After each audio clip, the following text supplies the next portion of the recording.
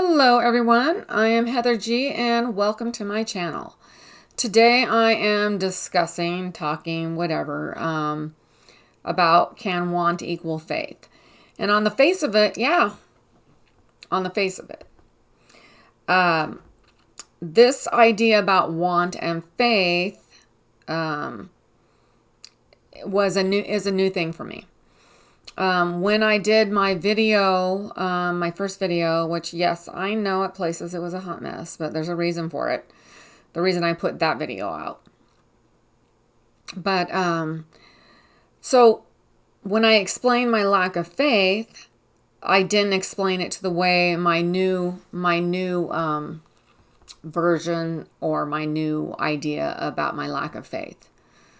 That's not the word I'm thinking of. Anyways, so what had happened is that recently, before I did the first video, I had been thinking about my lack of faith, driving in my car, and it dawned on me, for whatever reason, that I didn't have any faith.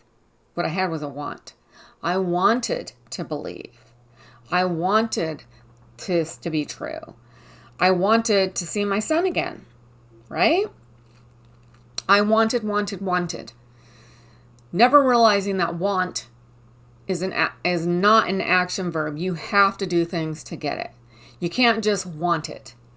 You have to do something. And I think a lot of us that join religions because we want it, we fool ourselves into thinking that we believe on some level. We just think, oh, I have weak faith. But I'm staying in this religion because I have hope that I'll make it into heaven, or I'll see my people, my family in the new system, as the witnesses like to call it. And so that can become a problem. So, I'm just saying that this is where it becomes a problem. But you can go from want to faith. But like I said, there's some ingredients that are needed.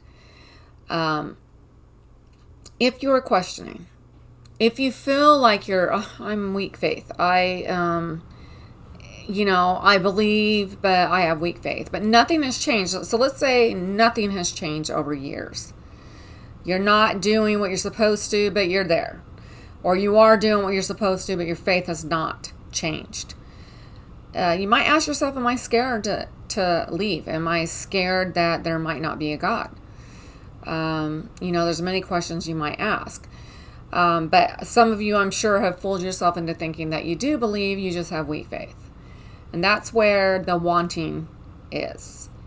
You need to have buy-in in order to believe, even if you have weak faith. You have to have buy-in, and then I think there's 3 ingredients that you need to buy in if you are looking for a particular religion. You have to believe that the God or goddess is real. To some level. Well, in that level, you have to believe or you don't believe. You have to believe, to a degree, this is weak faith now I'm talking about, that the holy book, whatever it is true. To a degree. And you have to agree what's going on in your church or synagogue or wherever. You have to agree with what's being preached. You have to agree with the congregation to a point. If it's a hostile congregation, why am I here?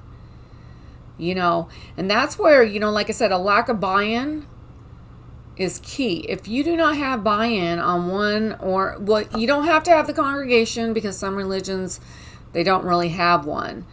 It's more about, Wiccan or Druids or whatever. They're a little different. I don't know a lot about you, so don't say negative things, but I know that your beliefs are different, and I don't know if you believe in a book or not. But not all religions do have those things, but you do have to believe.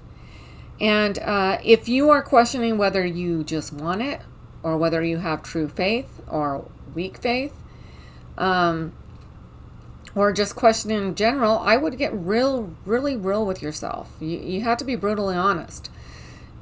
Or you can just stay. But if you're questioning and you're uncomfortable, or you just don't want to be there, I would suggest getting honest with yourself. Ask yourself, do I really believe? That's the first question I would ask. Do I really believe? If I don't, if it's a question mark, then you go, why am I questioning? And go on down. I would question if you are there because of your family. And, you know, are you married someone in that faith and you converted, which can be all kinds of a problem when you have kids, especially, or holidays. You know, those are places where there's a lot of problems. But yeah, I'm doing this because, like I said, I honestly don't think I'm alone in this. And I think we fool ourselves into believing something that we don't. And if we are wanting but have no belief, right? You're wanting, you're going to go nowhere. You're going nowhere. And I'm just trying to save, you know, someone from, you know, staying in a religion for another 25 years and finding out that they really don't believe and they've lost out on so much. Because each religion that's high control makes you lose out on a lot of things. Even though, like the Mormons, they don't do the shunning, you better bet that their family that is in that religion will end up shunning you to a degree if they're really devout. So that's just an example. And like I said, this is all my opinion. It's just my observations. So I would really like to hear from you. Agree, don't agree. I feel like with the comments, it's kind of like a delayed conversation. I do try to look through all or most of the comments, and I hope that you like the video, and please subscribe. I really appreciate it. So thanks for everything, and have a great day.